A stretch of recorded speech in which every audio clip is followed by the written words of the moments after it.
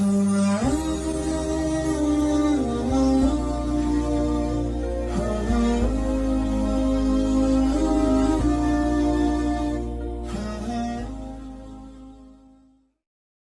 kan cukup istighfar sama istighosah. Kalau dulu enggak, liyak tulal bari umingkum al mujrima, yang terbebas dari dosa menyembah anak sapi, membunuh yang terlibat atau pernah menyembah anak sapi. Makanya ayatnya apa? Fatubu ila bariikum faqtulu anfusakum. Ya, jadi orang-orang yang pernah menyembah anak sapi itu tobatnya apa? Faqtulu anfusakum.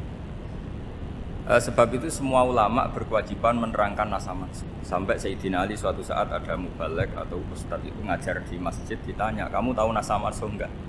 Enggak tahu. Kata Sayyidina Ali, berhenti jadi mubalek, lisensinya dicopot. Kemudian halakta wa ahlakta, kamu rusak juga merusak. Kenapa demikian? Logikanya begini, semua nabi itu kan panutan. Saya ulang lagi ya, semua nabi itu panutan. Tapi kalau kamu tidak tahu nasah mansukh, jangan-jangan kamu ikut nabi sebelum kamu, yang nasahnya itu syariatnya sudah apa? Mansukhah, sudah di nasah. Itu kayak kasus Sunda Wiwitan itu.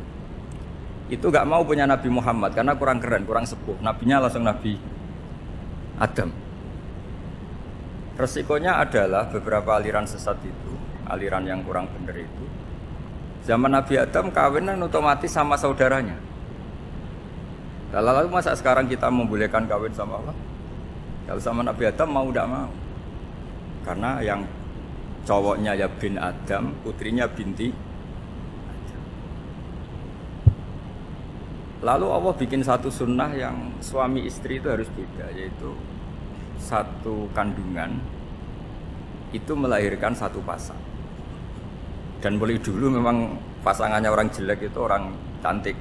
Makanya agak sial itu yang perempuan-perempuan itu. Memang mulai dulu gitu, kalau cantik itu kesunatannya dapat jelek ya.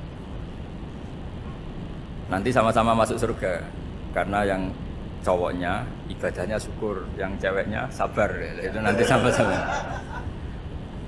Nah kebetulan si Qabil itu ganteng sekali Qabil. Berpasangan dengan Labuda itu jelek, gembrot, pokoknya tidak cantik. Enggak lah, kebalik. Qabil itu berpasangan sama Iklimah. Jadi Qabil ganteng, punya adik kandung namanya Iklimah, itu cantik sekali. Yang Habil itu rapati apa? Berarti yang Habil apa? Ya dapati ganteng, berbarengan dengan Labuda juga dapati cantik. Nah karena tadi ya berarti Qabil bareng siapa? Iklimah, Habil, Labuda. Maka untuk kawin ini nggak boleh satu kandungan. Jadi dulu karena nggak ada perbedaan ibu bapak, mau tidak mau beda, yang penting beda. Yaitu akhirnya apa? Qabil dapat Labuda, yang Habil dapat Iklimah karena beda kandungan. Itu sudah cukup.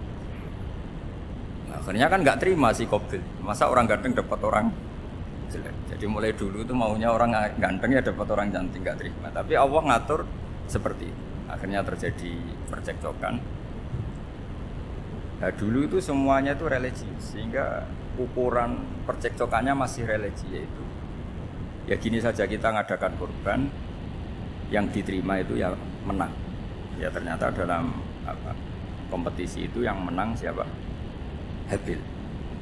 Akhirnya Habil jadi menikahi siapa? Iklim. Kalau sekarang kompetisinya kan siapa paling kaya ya menang, lebih gampang.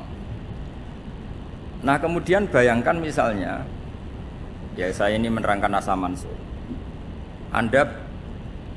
Kita semua sering ngomong, sering berkoar-koar, sering menyarankan atau mewajibkan para nabi itu panutan dalam semua perilakunya. Ternyata ada beberapa perilaku yang sudah dinasakh atau dihapus ketentuannya oleh syariatnya Rasulullah Shallallahu Alaihi Wasallam. Maka mengenali nasa mansukh itu keharusan dalam ulumul Quran. Ya, makanya Allah mengatakan apa? Manansakh min ayatin aw nunsiha pasti na'ti bi khairim minha. Jadi saya nerangkan nasakh mansukh itu dua sesi. Satu sesi antar nabi, dua di internal syariatnya apa? Sekali saja hari ini dok, sudah setelah itu anggap pinter. Kalau sudah jangan tanya lagi. Nah, ada beberapa lagi syariat yang masalah metode. Dulu Nabi Nuh itu dibolehkan oleh Allah saking mangkelnya sama orang kafir. Seorang lagi orang kafir itu kan biadab sekali, nempat buminya Allah, makan rezekinya Allah, kemudian mengkafirkan Allah. Pikirannya Nabi Nuh, orang biadab gini nggak layak hidup, itu pikirannya Nabi Nuh. Kalau dia pakai militer, tidak punya militer, ya pakai langit akhirnya. Pakai kekuatan langit, beliau berdoa, Rabbi la tadzar alal ardi minal kafirina daya. Innaka intadzarhum yudillu ibadaka wa la yalidu illa fajirong kafar. Ya Allah, mereka ini orang-orang kafir, padahal pakai bumi engkau, pakai rezeki engkau, matikan semua saja. Jangan sisakan satu pun. Karena kalau masih sisa, nanti anak turunnya ya gitu. Gennya gendo ya pasti melahirkan gendo. Gen wala yalidu illa fajirong kafar. Kalau kamu sisakan pasti melahirkan generasi gendo lagi kafir. Dituruti sama Allah. Kecuali orang 80 yang ikut Nabi Nuh. Nah, orang 80 yang ikut Nabi Nuh ini selamat karena iman. Maka generasi yang sekarang ini termasuk saya semua ini semuanya turunan orang iman. Maka kita ini punya dua status. Satu, Allah kadang manggil kita ya Bani Adam karena faktanya kita turunan Nabi apa? Adam. Panggilan kedua adalah dzurriyyataman hamalna ma'nuh. Orang-orang sekarang itu pasti turunan orang yang ikut perahunya Nabi Nuh. Jadi nasab kita ini sudah steril. Sudah tidak ada nasab lewat kafir karena yang kafir sudah habis. Semua orang sekarang itu turunan Nabi Nuh, yaitu disebut apa? Dzurriyyataman hamalna ma. Itu sekitar orang 80. Nah, oleh Allah Subhanahu wa taala syariat seperti ini pernah dituruti, yaitu akhirnya mereka mati semua kecuali orang 80 yang mu'min. Tapi uniknya Allah apa? Era Rasulullah sallallahu alaihi wasallam, Nabi kita Nabi Muhammad itu diutus rahmatan lil alamin.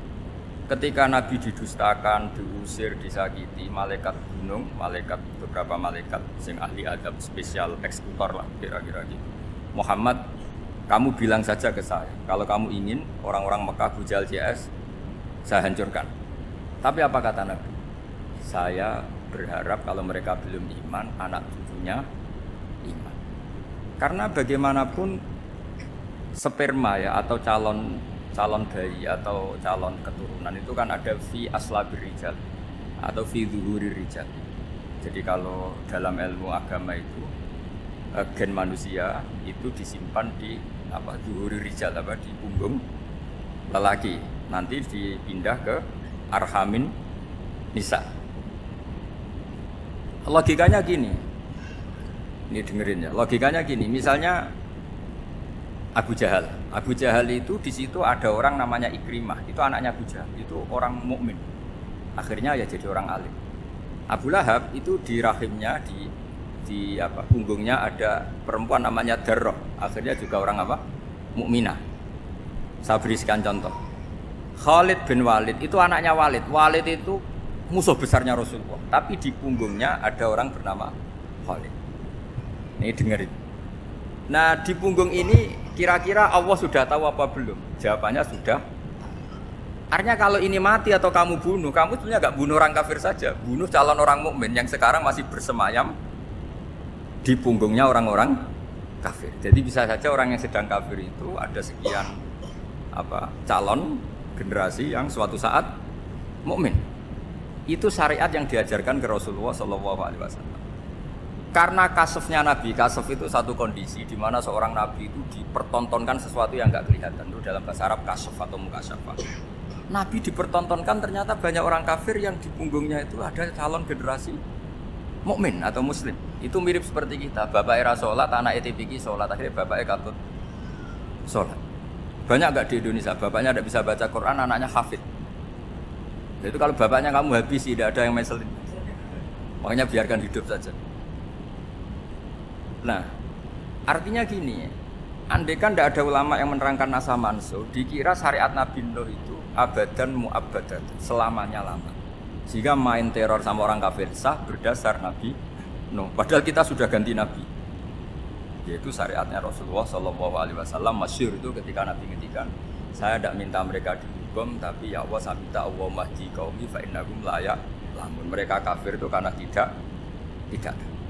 Sehingga ada periode Loh kalau perang itu beda, perang itu konteksnya duel, itu udah harus sama Abu Jahal, Abu Lahab. Ada penjahat mau bunuh kamu wajib perang nggak? Wajib. Penjahatnya meskipun muslim apa harus kafir? Meskipun muslim. Maka kata ulama fikih sebetulnya perang duel itu bukan syariat muslim sama kafir tok. Masih muslim sama muslim, misalnya ada orang mau merkosa istri kamu, terus dia pamit gini, saya muslim loh, beri hak loh. Nggak bisa. Saya penjahat loh, muslim, jadi kamu nggak boleh merangin saya, ngelawan saya kan muslim.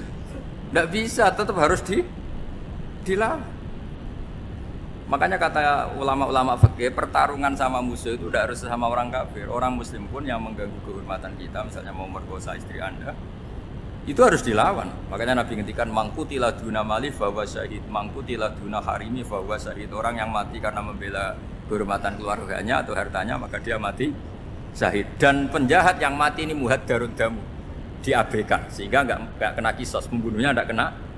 Misalnya ada penjahat mau bunuh kamu duel menang, kamu nggak kena kisos karena ini muhaddarun damu, diabaikan kehormatannya.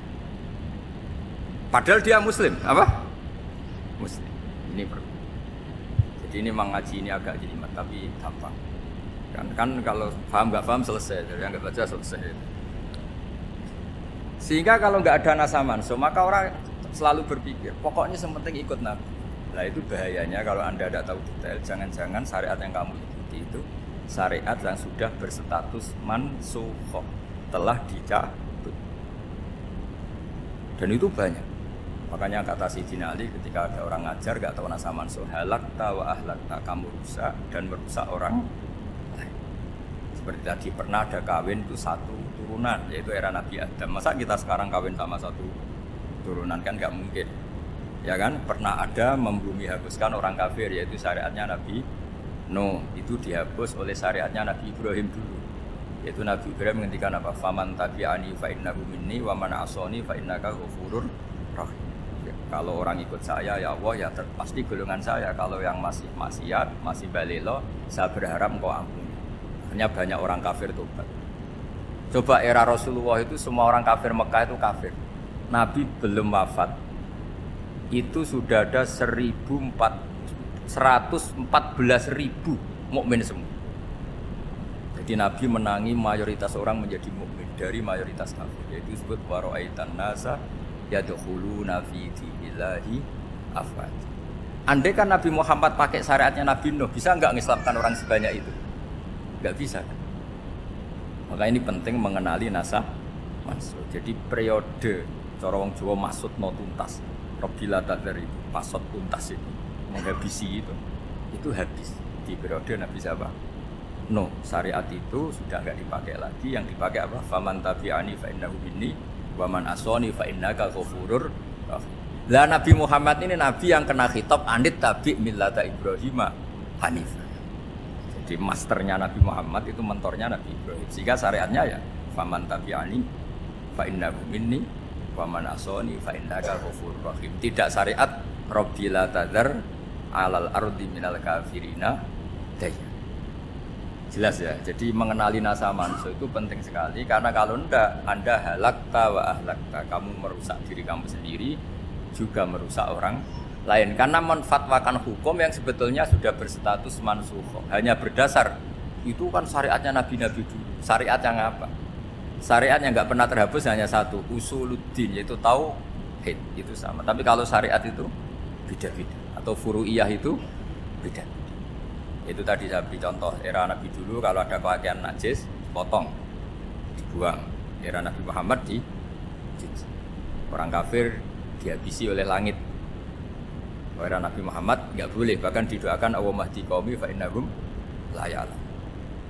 Di Qur'annya apa? Wa in ahadum minal musyrikin astajaraka fajirhu hatta yasma'a kalam Allah summa ablighu ma'mana. Jadi kalau ada orang kafir enggak boleh main dihabisin, mereka beri peluang untuk mengkaji kitab Allah hatta yasma'a kalam Allah. Kalau mereka sudah berpeluang ngaji, harus summa ablighu ma'mana, harus dijamin keamanan. Ya, karena pada liga bi annahum qaumul la ya'lamun, bagaimanapun mereka memang karena tidak. Nah, kenapa tidak tahu? Enggak. Karena tadi mereka tertutup oleh kultur yang beratus-ratus tahun. Mbah-mbahnya mereka menyembah batu, menyembah berhala. Ya taunya itu ya Tuhan. Bagaimana Anda bisa menjelaskan sesuatu yang sudah beratus-ratus tahun kan tidak gampang. Maka ada periode dimaklumi, apa? Kalau era sampean kan, mosok waktu disembah saking gobloknya orang, kamu lahir kan sudah nyembah Allah, tidak nyembah batu. Bayangkan kalau kamu jadi mereka. Wong perut kamu saja disuruh makan pizza sakit kok, karena saking lamanya makan sambal kan. Kamu bilang perempuan Indonesia saja cantik kok, saking lamanya jadi orang Indonesia. Padahal orang Indonesia tanyakan orang Eropa, cantiknya di mana? Kamu lahir di Afrika, bilang orang Afrika itu cantik, tanyakan orang Eropa, cantiknya di mana, hitam gitu kok. Jadi orang itu pasti terkooptasi oleh sekelilingnya. Orang Afrika akan bilang, wanita Afrika itu cantik, coba tanyakan orang Eropa, cantik apa enggak? Belas. Orang Eropa yang kulitnya gitu, kata orang Eropa indah, kata sampean. Koyo anaknya kebo katanya, kuda jadi. Jadi orang itu akan terkooptasi oleh sekeliling. Bayangkan kalau semua orang nyembah berhala, terus kamu, tidak alasan kamu apa? Kan menentang mayoritas. Dan itu berat. Maka dimaklumi oleh Allah. Dzalika bi annahum qaumul la ya'lamun. Fi manah panyeruar. Nah, pemakluman ini yang mulai sekarang terkikis. Orang main pukul saja enggak mau ngaji. Enggak mau ngaji Quran secara kafah. Jadi fatwanya Islam kafah tapi ngajinya Quran enggak kafah. Ngambil 1-2 potongan ayat dipakai dalil. Jadi Islamnya inginnya kafah tapi ngajinya Quran enggak. Kalau kafah ya hafal 30 juz. Kalau mau ya kalau mau kafah ya hafal berapa? 30. Makanya saya sering bilang, saya sering dinasihati orang karena belum tahu saya ini hafal Quran. Apa harusnya Islam itu kafah? Kata saya ya dimulai dari konsep Islam itu kafah dulu, apa ya hafal Quran secara kafah. Jadi ini penting saya utarakan. Bahaya sekali orang mengenali Islam tanpa mengenali nasab. Karena beberapa syariat Nabi sebelum kita itu berstatus mansukh. Terus contoh berikutnya, ini nasab mansukh antar Nabi apa khusus internal Nabi? Antar Nabi aja agak selesai nih sampai subuh aja agak selesai. Contoh yang paling keren mungkin cowok semua senang. Nabi Dawud dulu istrinya berapa? 99. Nah itu kalau masih halal itu kan berarti jenengan tuh punya istri berapa?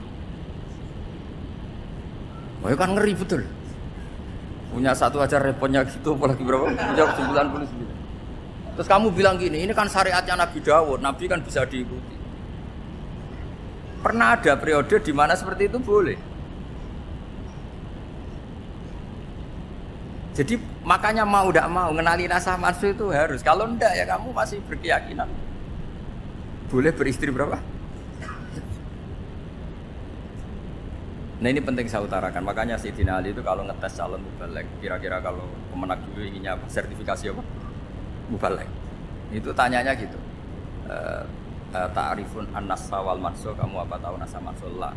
Jawabnya Sayyidina Ali, halak tahu ahlak tahu, kamu orang yang rusak. Karena tadi takutnya ada syariat yang sudah mansukh dipakai.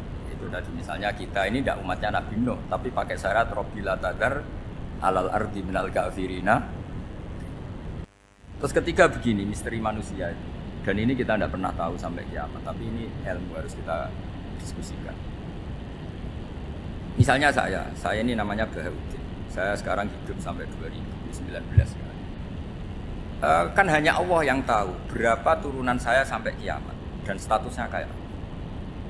Donald Trump juga gitu. Donald Trump itu sekarang kafir, tapi kita tidak pernah tahu nanti turunan keberapa ada yang Muslim. Lah turunan yang calon Muslim ini diletakkan di mana kita tidak tahu. Logika membunuh karena mereka mau membunuh kita ya ada logika fikihnya, karena kalau kita ada membunuh dibunuh. Makanya semuanya hukum ini terus bergantung al-hukmu yaduru ma'ilatihi wujudan wajib. Di sini terus dipertemukan. Makanya semua nabi itu kalau yang namanya membunuh pasti pas perang saja, karena ini kondisi yang memang pilihannya hanya dua, kalau nggak dibunuh ya membunuh. Ada duel lah itu. Maka ini butuh kajian fikih dan orang nggak boleh subjektif dalam hal ini. Saya ulang lagi, tidak boleh subjektif. Karena tadi orang yang kamu katakan sekarang misalnya Zaid, kamu itu bodoh sekali. Kenapa bodoh? Nggak hafal Quran, nggak pernah kuliah, nggak pernah ngaji.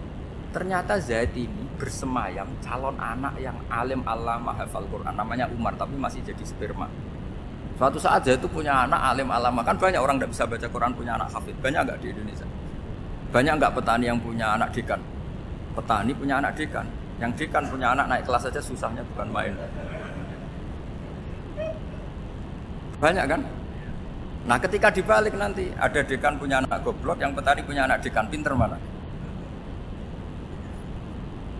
Kita tidak pernah tahu. Makanya ini kan ya sudah, kalau nggak pernah tahu ya bilang saja wallahu alam, kan selesai. Daripada keminter keliru kan ada wallahu alam.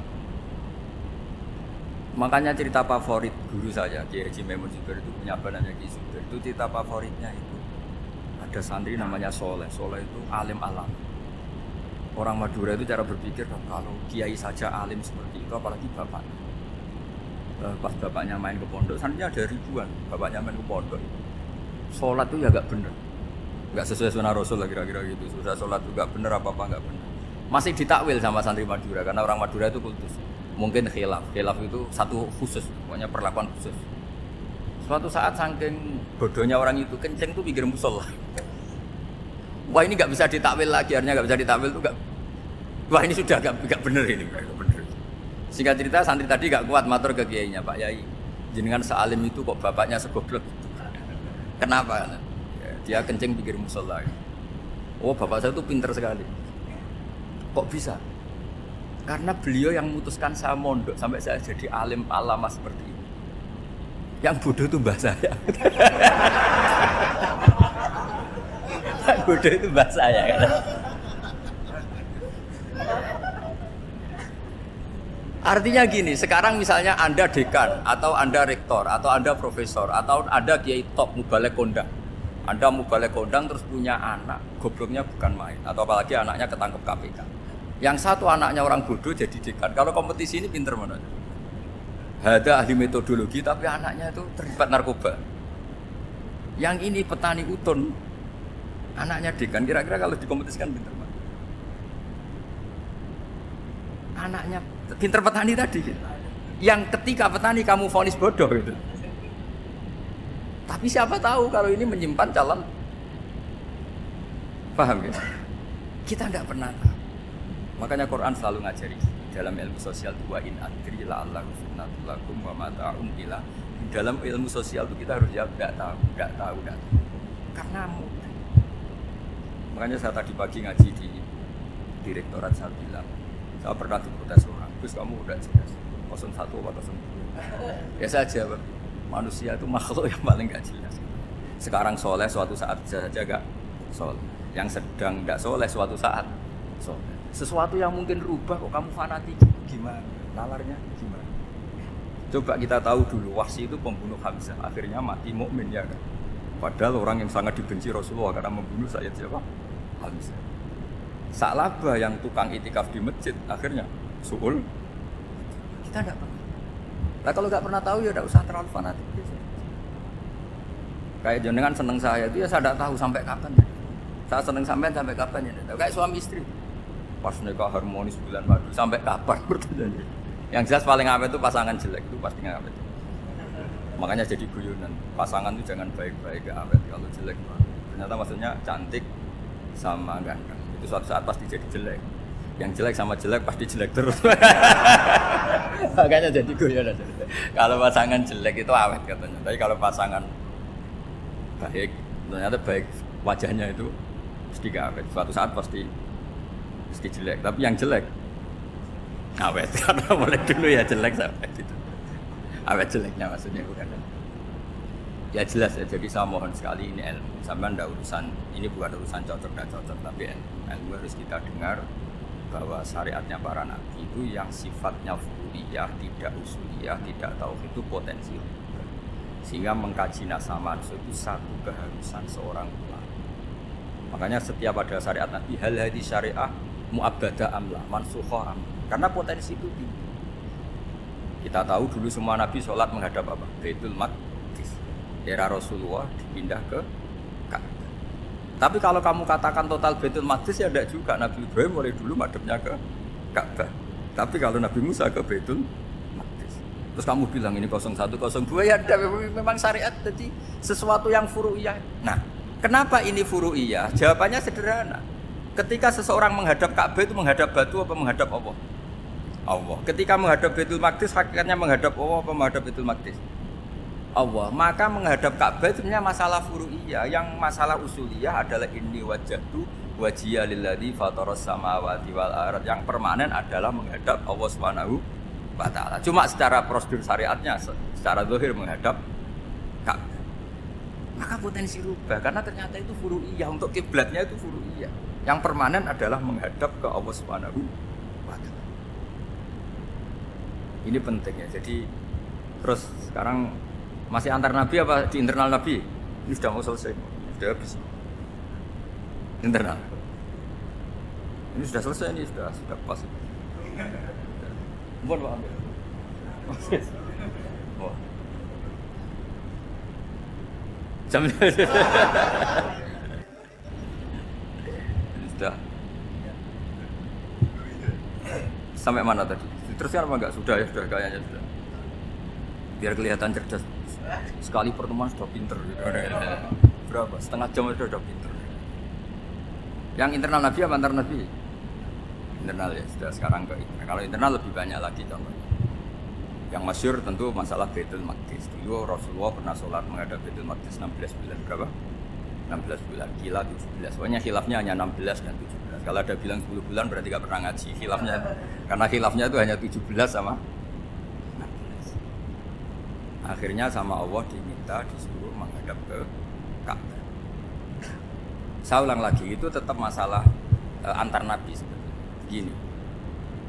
Makom itu kalau dalam bahasa Arab bukan kuburan. Kalau di Indonesia kan makomnya Sunan Bonang itu kan kuburan. Kalau makom dalam bahasa Arab itu sesuatu yang pernah dipakai singgah, itu namanya apa? Makom.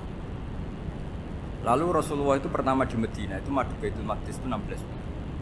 Orang Yahudi senangnya bukan main. Sampai mereka bilang gini, Muhammad tuh gaya-gaya nandok punya agama baru. Tapi kiblatnya ikut kita. Baguslah anak itu, masih tahu diri katanya. Bagus katanya itu masih tahu diri. Jadi senangnya bukan main orang Yahudi. Karena kiblatnya Muhammad sama dengan mereka. Ya tentu mereka jangkar Muhammad, bukan Sayyidina Muhammad atau Rasul Muhammad, karena mereka masih gak iman. Nabi itu ya agak tersiksa karena beliau secara gen turunan Nabi Ibrahim dan kiblatnya Ibrahim itu Ka'bah. Agak tersiksa tapi sami'na wa ata'na tetap madhep Baitul Maqdis berapa? 16 bulan.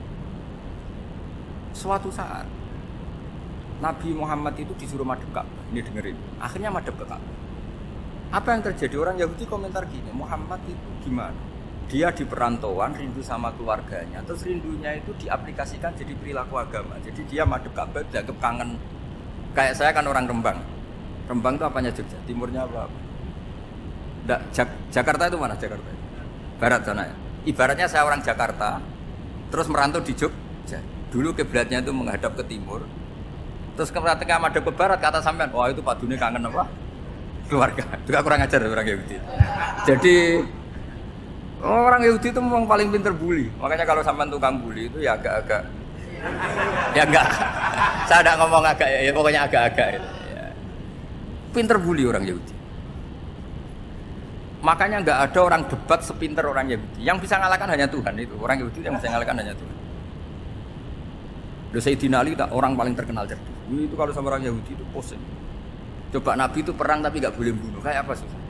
Beliau jadi sasaran tembak tapi nggak boleh bunuh. Kalau sahabat kan enak, duel, merilang, santai, bisa tarung. Kalau Nabi nggak boleh. Makanya Nabi itu meskipun ikut perang terus nggak ada sejarah orang yang dibunuh. Ya, hanya satu peristiwa itu pun dibaca orang kafir, ditangkis Nabi, pedangnya kembali ke dia mati. Tapi nggak ada yang Nabi. Karena Nabi kalau pembunuh nanti itu terus kayak pendekar kan susah juga punya Nabi kok. Habis perang saya Nabi tanya, Muhammad habis serang berapa? 1000. Ya repot juga punya Nabi mantan apa? Pembunuh, meskipun yang dibunuh orang kafir, tapi kan kayak apa ya? Fitrah manusia itu akan menolak kepemimpinan orang yang gitulah pokoknya nggak bisa diterangkan. Makanya Nabi itu nggak pernah bunuh. Situ kayak apa musuhnya tapi nggak pernah bunuh. Untungnya di sekeliling orang-orang yang tadi. Jangan bilang tuh suka bunuh ya, pokoknya perang gitu ya. Perang dengan bunuh itu beda loh. Kalau perang itu fair apa? Sampai mana tadi? Nabi Ibrahim ya. Makom tadi saya ulang lagi.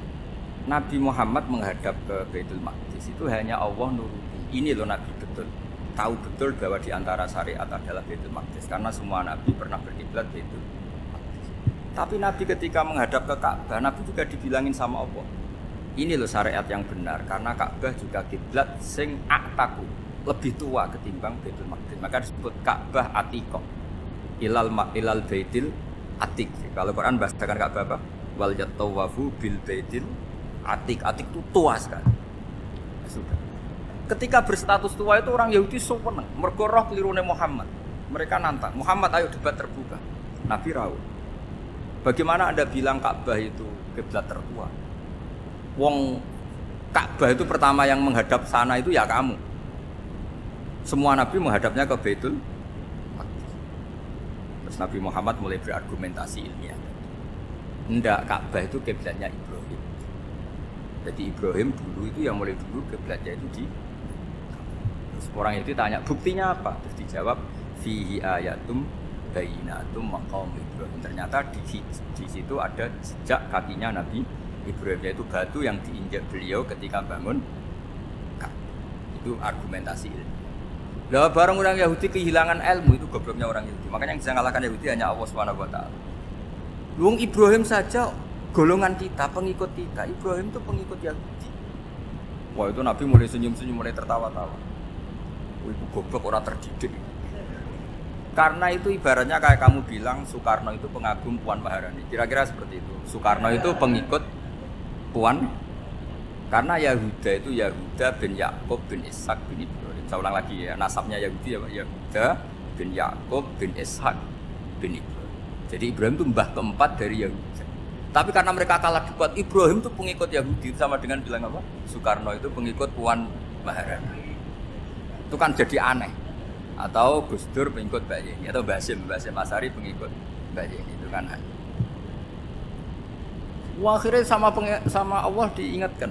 Makanya ada ayat ha antum haula hajatum fi ma lakum bi ilm falimatu hajuna fi ma laysa lakum bi ilm. Perjanjian debat ini semuanya harus ilmiah. Tapi kenapa perdebatan Anda malah ndak ilmiah? Karena orang Yahudi iftatuhu, malu semua. Wah, semuanya Muhammad. Itu satu-satunya kekalahan orang Yahudi. Tapi ayat-ayat seperti ini itu enggak populer. Ayat ha antum haula hajastum fi ma lakum bi ilm falimatu hajuna fi ma laysa lakum bi. Jadi Islam, betapa hebatnya Islam. Kalau debat harus ilmiah. Dan Kanjeng Nabi menantang, ini perjanjian kita debat ini ilmiah. Kenapa sekarang jadi tidak ilmiah? Yaitu kamu mengatakan Ibrahim itu pengikut Yahudi, padahal Ibrahim dengan Yahudi itu dulu Ibrahim. Ya mat kalah, mat. Tapi tetap ra Islam, tapi nah, makanya terus Ka'bah dibuktikan ketuaannya lewat apa? Fihi ayatum bayyinatum maqamu Ibrahim. Itu bukan makom kuburan. Karena makamnya Nabi Ibrahim tetap di Hebron, tunggu di Palestina. Kira-kira itu Palestina. Jare Israel yo ning Israel, mbah aku nang ndi. Jare ning Israel yo ning Israel, jare Palestina ning. Saya pernah ziarah ke sana di Hebron. Di makamnya Nabi siapa? Ibrahim. Jadi jelas ya, jadi nasa mansur itu ketentuan yang dikehendaki Allah Subhanahu wa taala untuk menguji loyalitas manusia, menanggalkan semua akal. Makanya saya mohon sekali siapapun yang ngaji saya dimanapun, sekali-kali manusia itu harus menanggalkan akal. Sekali Anda pakai akal, maka Anda akan ingkar dengan nasa mansur. Nasa mansur itu hukum yang direvisi, yang dibatalkan. Makanya orang Yahudi, lagi-lagi pinternya orang Yahudi, provokasi orang-orang yang Islamnya belum kuat, diprovokasi gini. Ungzuru ila Muhammadin tahayyara fi din yukhillu yawman wa yuharrimu ukhra. Lihat itu Muhammad, dia kebingungan cara beragama. Kadang bilang A, besok bilang B. Jadi nasa mansur dianggap satu bentuk kebingungan, gak kurang ajar tadi. Wah, akhirnya sebagian orang yang murtad. Makanya nasa mansur itu satu peristiwa yang menjadikan banyak orang murtad. Karena diprovokasi orang Yahudi bahwa itu bentuk kebingungan Muhammad. Akhirnya terus saya qulu sufaha minan nasi ma wallahum angqiblati mulati kanu. Kelirunya orang Yahudi adalah ternyata nasa mansur yang dipilih Rasulullah itu semuanya ada di Taurat dan Injil. Termasuk di Taurat dan Injil disifati dan Nabi yusolli ilal qiblatin, bahwa Nabi ini akan bersolat dengan dua kiblat. Makanya tetap ditantang. Qul fa'tu bit Taurati fatluha in kuntum shadiqin. Kalau kamu tidak percaya bahwa saya ini orisinil, ayo bareng-bareng mengkaji Taurat. Tapi mereka tidak siap mengkaji Taurat. Karena Taurat semuanya mendukung Rasulullah Muhammad SAW. Fatluha in kuntum shadiqin. Makanya ini penting sekali ngaji. Jadi perdebatan itu macam-macam. Dan itu pinternya orang Yahudi. Ungzuru ila Muhammadin tahayyara fi dini. Yukhillu yauman wa yuharrimu. Ini penting sangat. Makanya Nasa Mansur di situ ya. Itu Imam Malik kalau mencontohkan ke Imam Syafi'i. Saya berisikan contoh fikih. Ini saya melanggar waktu. Saya yang tidak mengesahkan diri saya. Ya misalnya ini ya, ini kertas bawa ya, ini kertas bawa. Terus ini tak kasih uang misalnya, uang 100.000. Atau kalau contoh Imam Syafi'i dulu dididik Imam Malik, ya Syafi'i kalau kamu punya 2 budak, 2 pembantu, kalau dulu kan masih ada budak, 2 pembantu lah gitu. Seneng mana, yang cerdas sama yang goblok? Ya, seneng yang cerdas.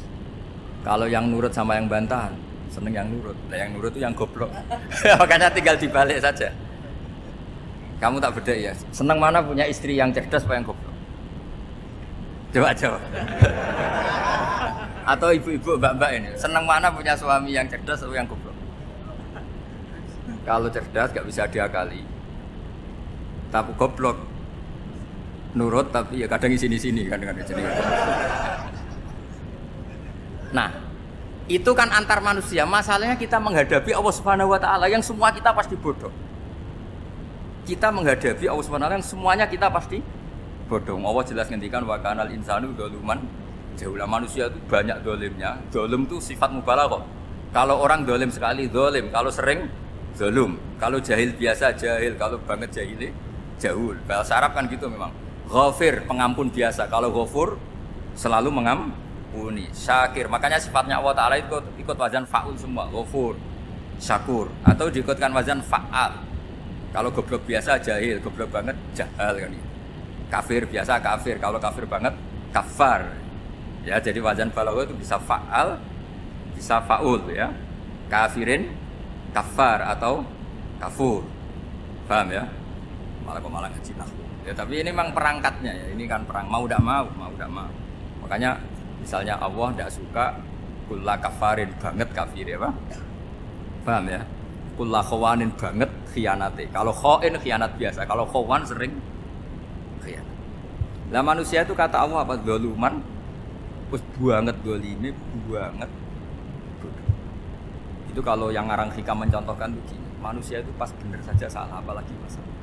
Makanya dulu bapak saya ngajarin saya istiqomah ya apik ya. Tapi kadang-kadang nak keterusan itu ora istiqomah ngangkangi orang dia udah punya kesempatan. Asalnya ada imam masjid ngimami terus sampai tua sampai mau mati. Itu istiqomah apa ndak memberi peluang yang lain? Ndak jawab aja. Jadi itu manusia. Jadi pas baik saja buruk, apalagi pas buruk. Kayak saya gini di sini ngajar baik, tapi saya ada sopannya harus di atas. Padahal banyak orang sepuh ada Pak On, ada beberapa yang kan terpaksa nggak sopan. Tapi sama yang nyuruh, berarti sama yang dosa. Kemarin saya minta di bawah supaya ganjaran saya utuh. Ini gara-gara begini ganjaran saya ini agak terkredit terdebat itu karena saya teruskan. Jadi manusia itu punya sisi itu karena manusia itu dzalum dan jahil bahkan al-insanu dzaluman. Problemnya ini ngadepi Allah yang selalu pinter, yang kita selalu boh. Misalnya gini, kamu ditanya Allah. Ini contohnya Imam Malik. Ikla hadi sokhroh fa inna tahtaha dhahaban. Coba bongkahan batu itu kamu angkat, di bawahnya ada emas. Lalu budak yang pinter berlogika, oh disuruh buka itu karena ada emas toh. Berlogika.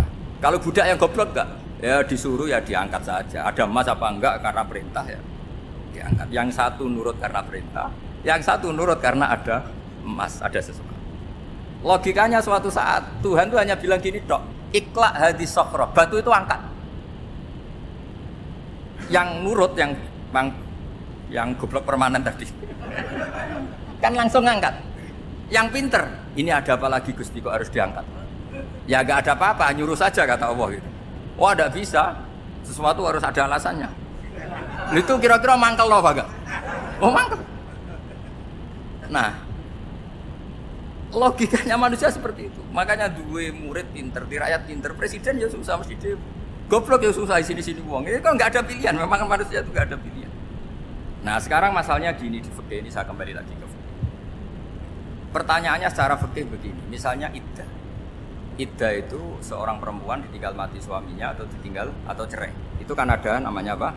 Iddah. Iddah itu memastikan apa tujuannya? Memastikan rahim itu steril dari mani atau sperma zaut awal. Supaya nanti kalau dinikah orang lain tidak terjadi ikhtilatul asab. Oke, berarti iddah kita beri argumentasi secara ilmiah li baro'atir rohmi. Jadi misalnya Zaid menceraikan istrinya Sri dalam keadaan masih bisa haid. Iddahnya 3 kali masa suci. Wal mutallaqatu yatarabbasna bi anfusina salasata. Lalu karena secara teori medis kalau haid berarti bukti tidak hamil. Apalagi kalau haidnya terulang-ulang sampai 3 kali pasti tidak hamil. Sehingga kalau nanti dinikahi orang lain pasti kalau ada anak ya anaknya zaud sani atau zaud kedua. Berarti alasan iddah li baro'atir rohmi. Oke, kita sok pinter, sok bijak. Pertanyaannya adalah sekarang sudah baru 1 bulan suaminya di Malaysia nggak pernah ngumpuli, dicek di medis juga berbukti tidak hamil. Apakah boleh tanpa iddah? Semua ulama mengatakan tidak boleh. Tapi ini kan rahimnya jelas bersih. Ya karena iddah itu nuruti perintah pangeran, pokoknya tetap iddah 3 kali masa suci. 3 kali masa suci atau masa haid, itu ada perdebatan ulama. Tapi kan ini terbukti bersih, Gus. Meskipun terbukti bersih, kata Allah harus iddah 3 bulan atau berapa? Kira-kira 3 bulan, 4 bulan ya tetap harus iddah. Kowe milih mana? Sok pinter, Gusti. Berhubung ini, pangeran buat terang gitu. Berhubung. Jadi Tuhan apa Pak Wari? Berhubung Gusti ini jelas steril dari sperma zaut awal, nggak usah iddah Gusti. Sama aja kamu disuruh majikan kamu ikhla hadi sahra, berhubung nggak ada apa-apa, nggak usah ya. Kira-kira mangkel nondak budak yang seperti itu. Mangkel. Maka dibutuhkan kebodohan dalam beragama. Betul itu memang. Makanya Nabi itu unik, pernah bilang itu gini, aksaru ahlil jannah al-buhu, aki-aki penduduk swarga itu al-buhu, wong goblok-goblok. Maksudnya goblok yang jenis ini, bukan goblok betulan maksudnya. Maksudnya goblok jenis ini itu ya tetap pinter, tapi pinternya dibuang, pura-pura goblok demi sami'na. Jadi saya misalnya kok pinter dan goblok tadi sekaligus, pinter dan goblok. Ya bah, ikhla hadi sokhra fa inna tahta hadata. Tak angkat, karena saya tahu di bawah ada emas. Tapi di hati saya, sajane ya mergo perintah. Suatu saat kalau disuruh Allah, ikhla hadi sokhra, perintah ya tak angkat, ya sudah. Jadi ya pinter ya goblok. Saya tahu namanya perintahnya Allah pasti ada hikmahnya. Hikmahnya iddah adalah li baro'atir rohmi. Tapi hikmahnya jadi kawula adalah nurut perintah Allah, cek tahu alasannya maupun tidak. Nah, di sini ada illatul hukmi untuk membangun kecerdasan, tapi ada loyalitas untuk membangun ubudi. Ya, bahwa kita ini kawula roh tetap lo. Makanya tadi pagi saya cerita Sayyidina Umar kayak apa cerdas, tapi tetap ubudi ya. Yaitu Rasulullah SAW sering dibully orang kafir, Muhammad itu gaya-gaya nantok. Wong ora oleh nyembah berhala, ora oleh nyembah watu, jebule dekne nyembah Hajar Aswad. Karena dilihat dari jauh kan tetap nyium Hajar Aswad. Coba kalau kamu lihat dari jauh, kamu sujud dari jauh kan kayak sujud sama batu. Makanya Sayyidina Umar karena orang kafir masih cara berpikir gitu, tiap nyium Hajar Aswad itu komentar gedumel. Alim tu annaka hajarun la tadurru wa la tanfa. Walau la anni ra'aitu Rasulullah qabbalaka ma qabbal. Aku roh nak kowe watu ora mandoroti ora manfaati. Kalau saja saya tidak melihat Nabi nyium kamu, saya tidak sudi nyium kamu. Jadi tidak berdoa doa mustajab itu tidak gerutu. Karena apa? Umar tahu ini masalah secara tauhid. Kalau saya doa depan Hajar Aswad nanti dikira syirik karena berdoa di depan batu. Tapi kalau saya tidak nyium nyulayani sunnah Rasul yaitu nyium Hajar wis tengah-tengah nyium sambil gerutu itu sudah kompromi. Ya nyium tapi gerutu. Kayak apa? Makanya ya cerdas tapi ya goblok tadi ya cerdas. Itu uniknya Rasulullah. Jadi muji orang pintar ya sudah lah. Ya, tapi Nabi pernah dalam satu hadis mengatakan aksaru ahlil jannah albul. Laki-laki penduduk swarga itu orang. Artinya orang bodoh itu bukan bodoh betulan. Dia meninggalkan akalnya demi loyalitas ubu. Nah, untuk menutup sesi ini terakhir betul tak tutup setelah ini selesai. Untuk menutup itu bukti begini. Perang Badar itu perang yang nggak mungkin dimenangkan umat Islam karena orang kafir itu 1000 dengan pasukan full dengan peralatan perang full. Rasulullah itu tahun kedua Hijriah itu pasukannya hanya 313. Itu pun pedang itu untuk orang 5 itu hanya ada pedang 1. Jadi kalau mau dibaca orang sih kamu milih pedangnya aku. Itu kan nggak kebayang perang dalam keadaan seperti itu. Jadi mesti kalah, orang kok mungkin kalah, mesti. Tapi Nabi tetap bilang, saya ini disuruh Allah perang, ya harus berangkat. Yaitu perang Badar. Kata para sahabat, ya Rasulullah ini nggak masuk akal, sudah nggak usah perang, ini nggak masuk akal, mau setor nyawa. Sudah gitu dadaan, nggak ada persiapan. Lucunya apa? Sahabat itu ketika Nabi tetap berangkat. La akhrujanna walau wahdi. Nabi menginginkan saya tetap berangkat meskipun sendiri. Setelah Nabi berangkat sekian meter, tuh sahabat ikut semua. Kata Nabi, lah kamu kok ikut? Ya ikut saja. Kata kamu mesti kalah. Ya anggap saja setor nyawa. Demi loyalitas pada jenengan. Itu makanya nggak ada periode sebaik periode sahabat. Tapi yang gerutunya jalan. Karena gerutu ini bawaan ilmiah. Makanya kita loyal sama presiden. Tapi yang nggak cocok ya gerutunya jalan. Tapi bawaan mencintai Indonesia tetap jaga stabilitas. Itu bawaan cinta Indonesia, bukan cinta pejabat Jakarta. Gerutunya jalan. Tapi bawaan loyal sama Indonesia tetap mengaku. Bawaan loyal sama Rasulullah tetap ikut perang. Bawaan akal karena nggak masuk akal ya gerutu. Dan itu uniknya Quran itu mengapresiasi itu dan dianggap nggak masalah. Saya bacakan ayatnya. Kama akhrajaka rabbuka min baitika bil haqq wa inna fariqam minal mu'minina lakarihun yujadilunaka fil haqqi ba'dama tabayyana ka'annama yusaquna ilal mauti wa hum yaqulun. Peristiwa Badar ada peristiwa kamu itu keluar untuk perang. Sahabat kamu ngikuti, tapi mereka lakarihun, enggak senang sebetulnya. Karena enggak masuk akal. Ya gremeng tapi ya derek. Yujadilunaka fil haqq, mereka mendebat kamu dalam kebenaran. Jadi ya Rasulullah wong perang karuan kalah jenengan lakoni alasane nopo? Lah kok melok? Ya saya harus ikut jenengan Nabi. Itu unik. Kalau orang sekarang mana mau, kalau nggak masuk akal nggak mau melakukan. Jadi uniknya Quran gitu. Quran itu membolehkan psikologi manusia. Makanya Allah ngendikan kutiba alaikumul qital wa huwa kurhul. Ya saya tahu kamu tidak suka perang. Allah yang ngakui bahwa nggak apa-apa. Tapi ketidaksenangan kita harus dilawan demi mengikuti Allah dan misalnya perempuan Allah juga gitu. Wa ashiruhunna bil ma'ruf. Gauli istri kamu, muamalah secara baik. Kata Allah, fa'in karihtumuhunna fa'asa an takrahu syai'a wa ja'alahu fi khairam katsira. Mungkin ada watak yang kamu tidak suka, tapi di situ ada kebaikan. Allah ngaku yang namanya suami mesti ada watak yang enggak suka dari istri. Juga sebaliknya lebih banyak lagi yang suami istri kamu enggak suka watak kamu. Juga enggak suka hidung kamu, wajah kamu banyak lah enggak disuka. Tapi demi kestabilan negara suami istri ini, mereka loyal. Justru itu bagus. Maka jagalah ilmu, juga jagalah loyalitas. Itu yang perlu saya utarakan. Jadi makanya agama ini juga satu kecerdasan hikmah. Itu ya al-hukmu ya dihuma ila diwujudan wa'adam. Tapi juga ada ubudiyah bahwa agama ini milik Allah. Maka sami'na wa'adam. Karena begini logikanya, saya ulang lagi masalah tadi. Iqla' hadis sohra fa inna tahta hadan. Terus saya angkat. Pembantu saya ngangkat. Dia saya gaji atas nama apa? Nurut kan? Atas nama menemukan emas apa atas nama nurut? Nurut karena emas itu juga penemuan saya milik saya. Ngangkat batu yang nggak ada emasnya juga atas nama nurut. Jadi rapot yang saya berikan ke pembantu saya itu tentang nurut dan tidak nurut. Saya kan tidak peduli dengan cerdas dan tidak cerdas. Itu kan tidak sesuatu yang menguntungkan saya. Nah Allah juga gitu. Kecerdasan kamu, pinter kamu itu tidak menguntungkan Allah Subhanahu wa Ta'ala. Karena Allah itu tidak butuh pinter kamu, cerdas kamu. Allah hanya butuh mental ubudiyah. Makanya Allah mensifati nabinya hanya subhanalladzi asra bi abdihi, karena status tertinggi manusia adalah sifat kehambaan. Makanya ya Tuhan nafsul mutmainnah irji'i ila rabbiki radiyatan mardiyah fadkhuli fi ibadi, berstatuslah sebagai hamba baru wadkhuli. Nah, kalau kamu berstatus hamba ya harus baik, enggak usah ketinggalan. Coba kalau kamu rasional, ya Allah kenapa bikin surga nanti? Kau kan bikin sekarang, ngapain repot-repot? Jadi kacau semua agama. Makanya yang perlu didahulukan adalah status sifat apa ya Tuhan nafsul mutmainnah irji'i ila rabbiki radiyatan mardiyah fadkhuli fi ibadi, masuklah berstatus sebagai hamba. Khasnya hamba tadi ya cerdas karena semua yang diperintahkan Allah pasti ada hikmahnya. Tapi kecerdasan ini kadang kita tinggalkan demi loyalitas itu.